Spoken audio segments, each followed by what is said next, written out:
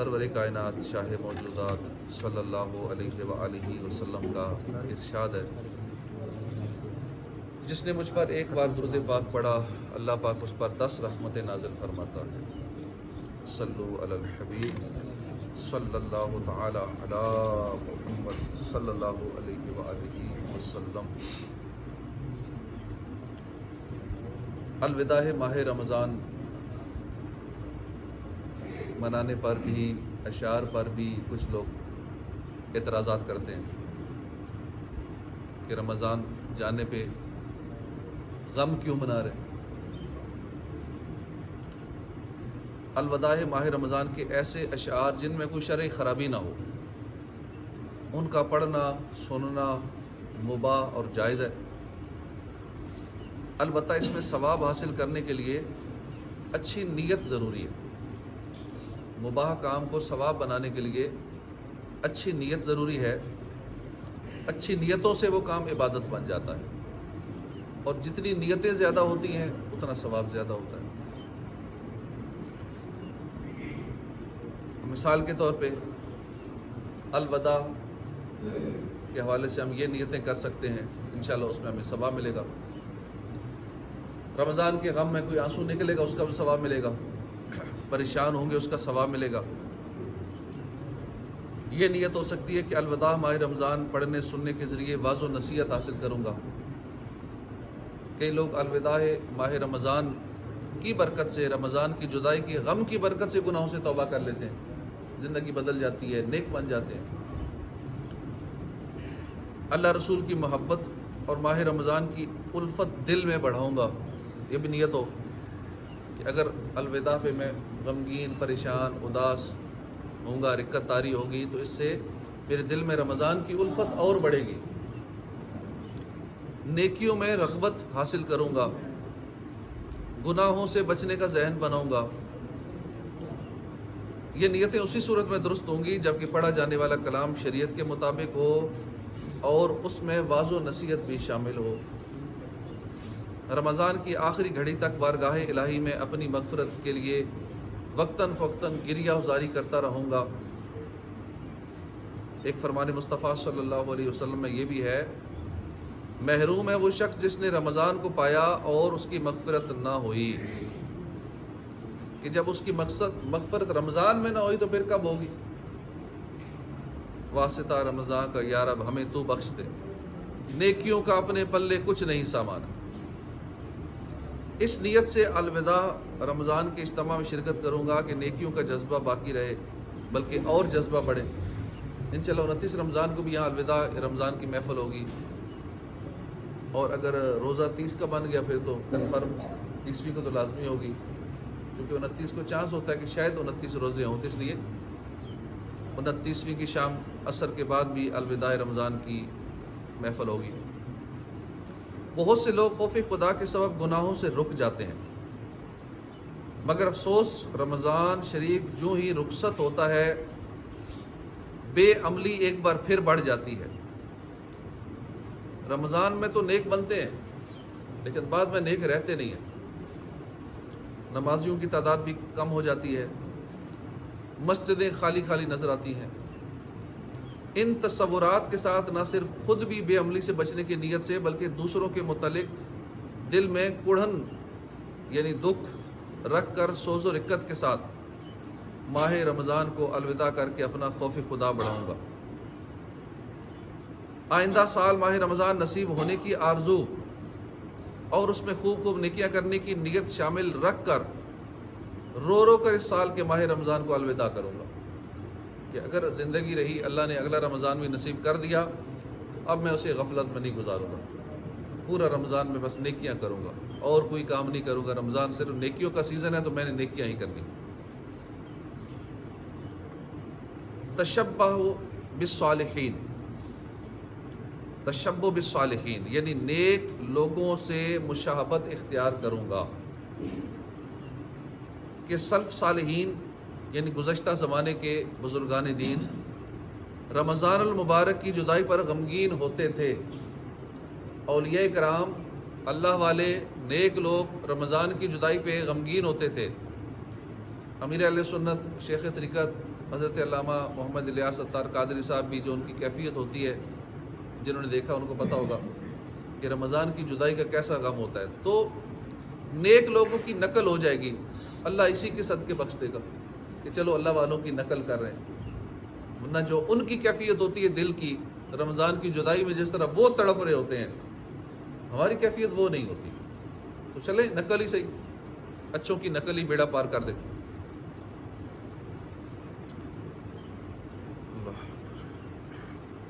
خائفین کے اجتماع کی برکات حاصل کروں گا، یعنی خوف خدا رکھنے والوں کے اجتماع کی برکات حاصل کروں گا.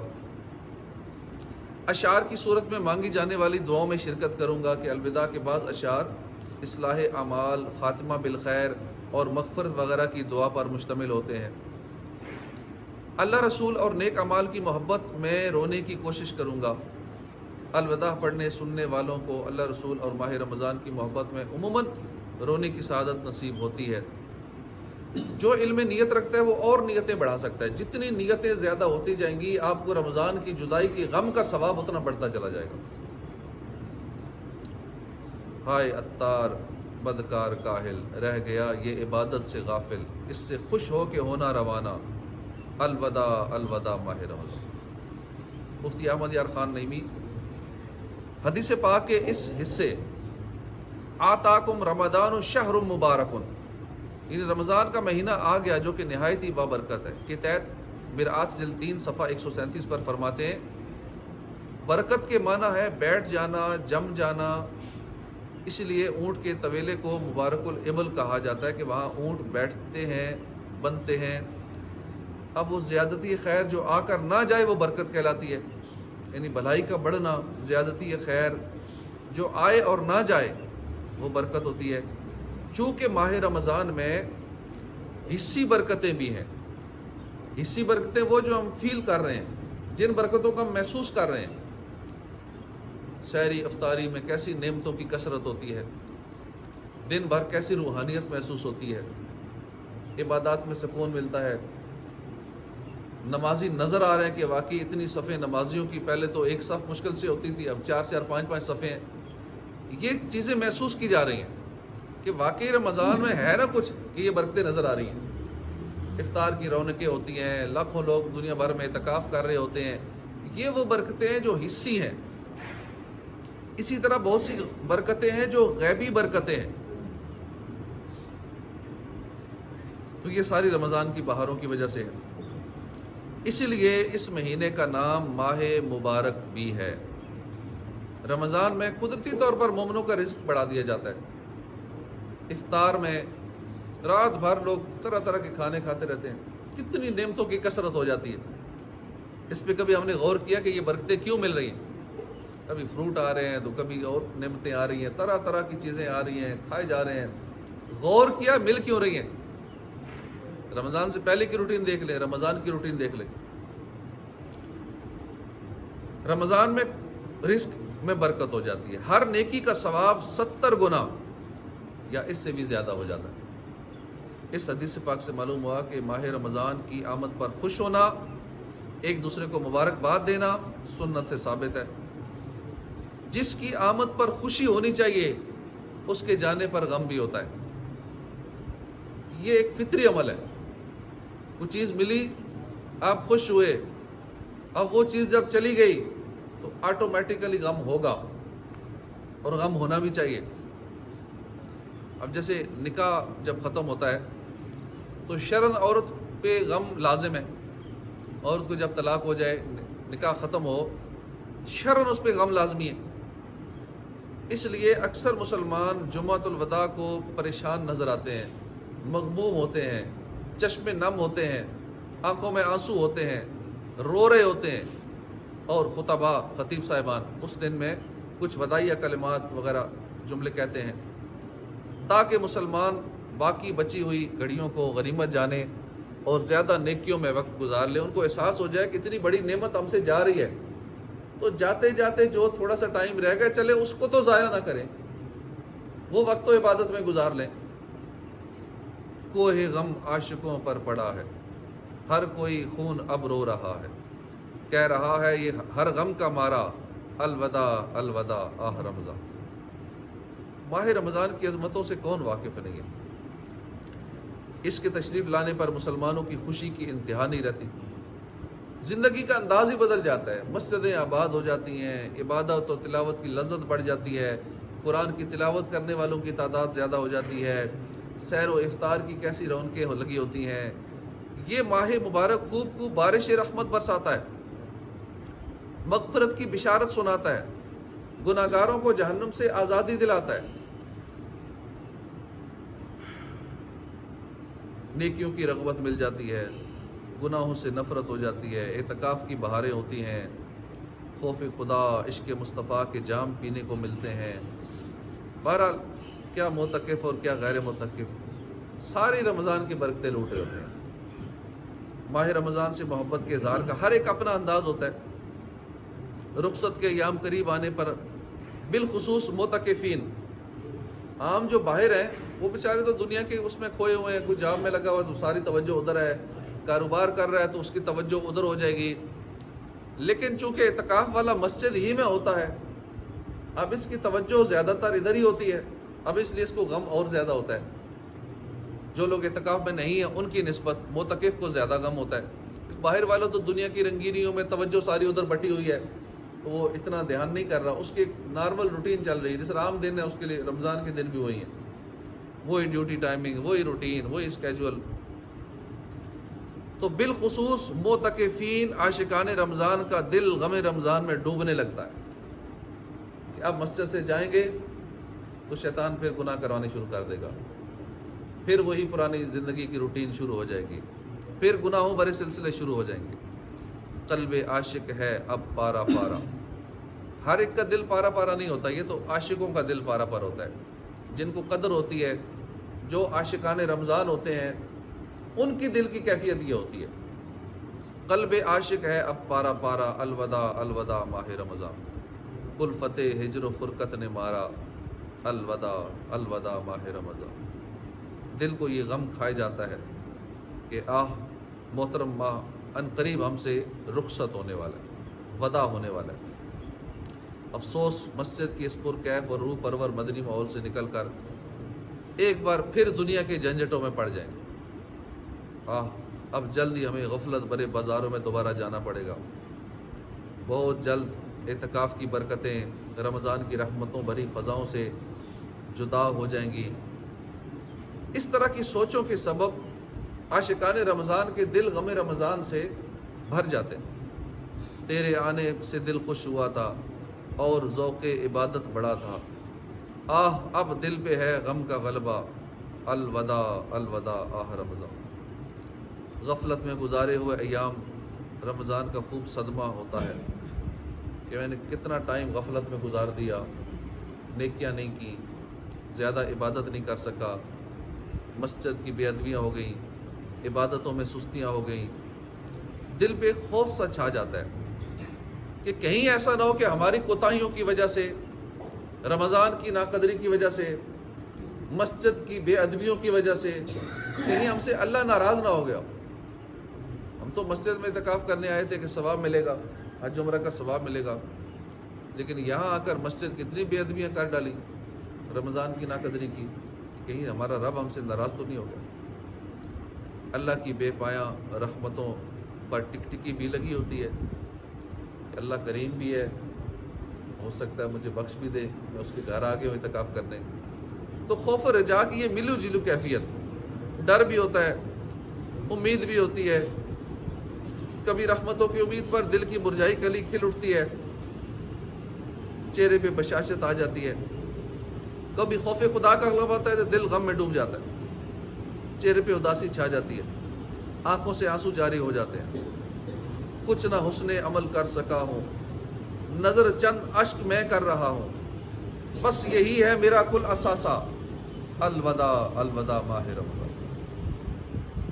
عاشقان رمضان کو یہ احساس بالخصوص تڑپاتا ہے جب یہ سوچ آتی ہے نا کہ رمضان تو آتا رہے گا، اگلے سال پھر رمضان آئے گا، مگر نہ جانے ہم زندہ رہیں گے یا نہیں، رمضان کی برکتیں نصیب دوبارہ زندگی میں ہوں گی یا نہیں۔ جب گزر جائیں گے ماہ 11، تیری آمد کا پھر شور ہوگا، کیا میری زندگی کا بھروسہ، الوداع الوداع ماہ رمضان۔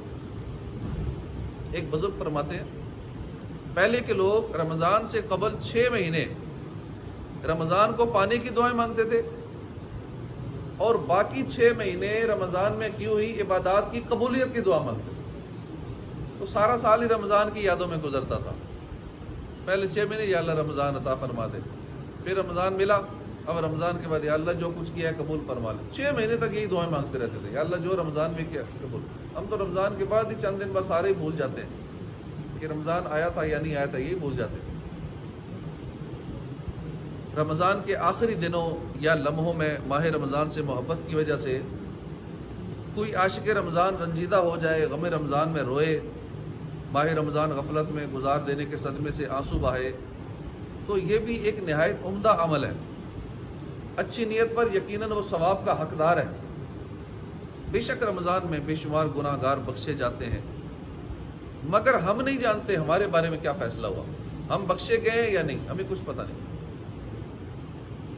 یقیناً جو غافل مسلمان ماہ رمضان میں مغفرت سے محروم ہوا وہ بہت زیادہ محروم ہوا، کہ رمضان میں بھی جو بخشا نہیں گیا، حالانکہ کتنی تعداد بخشی گئی، روزانہ 10 لاکھ، ہر جمعے کو ہر لمحے میں 10 لاکھ، آخری روزے کو پورے مہینے کی تعداد کے برابر، عید والے دن پھر بے حساب کی مغفرت ہو رہی ہے، یعنی کروڑوں اربوں لوگ بخشے جا رہے ہیں اور میرا نام ان میں نہ شامل ہو۔ اس کا مطلب اتنی بڑی بدبختی کہ رمضان میں اتنی خلقت بخشی گئی، میں پھر بھی نہیں بخشا گیا، تو اتنا برا ہوں، میں اتنا گناہ گار ہوں، رب کی نظر میں میری بالکل کوئی ابھی ویلیو نہیں ہے کہ میں اتنا اپنے رب سے دور ہوں کہ میری مغفرت ہی نہیں ہوئی۔ تو اس پریشانی سے اور پریشان ہو، اداس ہو جائے۔ فرمان مصطفیٰ صلی اللہ علیہ وسلم ہے، اس شخص کی ناک خاک آلود ہو جس پر رمضان آئے پھر اس کی بخشش سے پہلے ہی گزر جائے۔ میں ہائے جی چراتا ہی رہا رب کی عبادت سے، گزارا غفلتوں میں سارا رمضان یا رسول اللہ۔ میں سوتا رہ گیا غفلت کی چادر تان کر افسوس، خدا را میری بخشش کا ہو ساما یا رسول اللہ۔ تقریباً 625 سال پہلے ایک بزرگ گزرے، قاہرہ مصر کے ایک صوفی بزرگ تھے اور مکہ مکرمہ کے مقیم مبلغ سیدنا شیخ شعیب حریفیش، 810 ہجری میں ان کا وصال ہوا۔ فرماتے ہیں کہ اے لوگو، تم ماہ رمضان کی جدائی میں غمگین ہو جاؤ، کیونکہ یہ ایسا موسم ہے جس میں تم بارش رحمت اور دعاؤں کی قبولیت کی سعادت پاتے ہو۔ جاں فدا تجھ پہ نانائے حسنین، قلب ہے غم زدہ اور بے چین، دل پہ صدمہ بڑھا جا رہا ہے، آئے تڑپا کے رمضان چلا۔ سیدنا شیخ شعیب حریفیش فرماتے ہیں، میرے بھائیوں، رمضان کے روزوں اور راتوں کے قیام میں کیوں رغبت نہ کی جائے، اس مبارک مہینے پر کیوں حسرت نہ کی جائے جس میں بندے کے تمام گناہ معاف کر دیے جاتے ہیں، اور اس بابرکت مہینے کی جدائی پر کیوں نہ رویا جائے جس کے تشریف لے جانے سے خوب نیکیاں کمانے کا موقع جاتا رہتا ہے۔ رمضان میں ایک سجدہ کرتے تھے، رات کو 1500 نیکیاں ملتی تھی، رمضان کے بعد 1500 نیکیاں نہیں ملیں گی۔ خوب روتا ہے، تڑپتا ہے غم رمضان میں جو مسلمان قدر دانو عاشق رمضان ہے، جس کو قدر ہوتی ہے کہ نقصان کتنا بڑا ہو گیا ہے۔ روزانہ رات کو 1500 نیکیوں کا نقصان، روزانہ 10 لاکھ جو بخشے جاتے ہیں، اب یہ موقع نہیں ملے گا۔ رمضان میں نفلوں کا ثواب فرضوں کے برابر، یہ موقع ہاتھ سے نکل گیا۔ فرضوں کا ثواب 70 گنا، یہ چانس بھی چلا گیا۔ رمضان میں ہر لمحہ عبادت میں گزرتا تھا، یہ موقع بھی ہاتھ سے گیا۔ روزہ دار سوتا رہتا تھا تو بھی اس کی نیکیاں لکھی جاتی تھی، وہ بھی وقت اس کا عبادت میں، ہر سانس عبادت میں، سحری عبادت، افطاری عبادت، سارا دن روزے میں عبادت، ساری رات اس کی عبادت، تراویح عبادت، نماز کا انتظار کر رہے تو یہ عبادت، تلاوت عبادت، یعنی ہر کام 24 گھنٹے روزہ دار کے عبادت میں ہی گزرتے تھے۔ لیکن رمضان جاتے ہی یہ سارے معاملات ختم ہو جائیں گے، یہ بڑے بڑے جو نیکیوں کے پیکیجز ہیں یہ سارے ختم ہو جائیں گے، پھر بھی کوئی پریشان نہ ہو جس کا اتنا بڑا نقصان ہو جائے۔ زمین و آسمان روتے ہیں، اس امت کے اس غم پہ کہ ان لوگوں کا کتنا بڑا نقصان ہو گیا. تو زمین و آسمان روئیں اور بندے کو پرواہ نہ ہو مسلمان کو کہ میرے ساتھ ہوا کیا ہے. اللہ پاک ہمیں رمضان نصیب فرمائے. آمین بجاہ النبی الامین صلی اللہ تعالی علیہ وآلہ وسلم.